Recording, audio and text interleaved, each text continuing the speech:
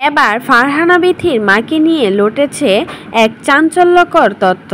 ফারহানা বিথির মা নাকি আসলে মারা যায়নি। পরকীয়া করে ফারহানা বিথির বাবাকে ফেলে অন্য বেটার হাত ধরে পালিয়ে গেছে ফারহানা বিথির বাবা। এমনই একটা চাঞ্চল্যকর তথ্য পুরো সোশ্যাল মিডিয়াতে ঘুরপাক খাচ্ছে। আসলে ফারহানা বিথির ফ্যামিলির বিষয়ে কোনো কিছুই ফারহানা বিথি শেয়ার করে না সোশ্যাল মিডিয়াতে। তবে কিছুদিন আগে রাজ আর ফারহানা বিথির ঝগড়া হওয়ার কারণে এই তথ্যটা সবার সামনে বেরিয়ে আসছে। ফারহানা বিথির মা আসলে মারা যায়নি, বড়লোক বেটার হাত ধরে পালিয়ে গেছে ফারহানা বিথির মা। ফারহানা বিথি যখন অনেক ছোট ছিল তখনই তার মা ফারহানা বিথি আর তার বাবাকে ফেলে রেখে ওই বেটার হাত ধরে চলে গেছে।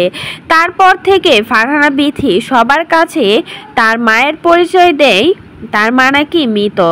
যে মা নিজের সন্তানকে ফেলে অন্য বেটার হাত ধরে পালিয়ে যেতে পারে সেই মা মৃত হওয়ার থেকে কম কিছু নয়।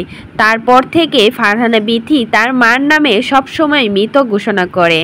আরও শোনা যাচ্ছে ফারহানার বিথির বাবাও বিয়ে করেছিল।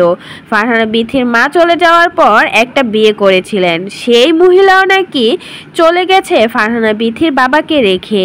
তারপর থেকে ফারহানা বিথি আর ফারহানা বিথির বাবা একসাথে একাকিত্ব জীবনযাপন করে অনেক কষ্টে তাদের জীবনটা এত দূর পর্যন্ত নিয়ে আসছে। ফারহানা বিথি জন্মের পরেই তার মা কিন্তু ফারহানা বিথিকে ফেলে অন্য বড়লোক বেটার হাত ধরে চলে যায়।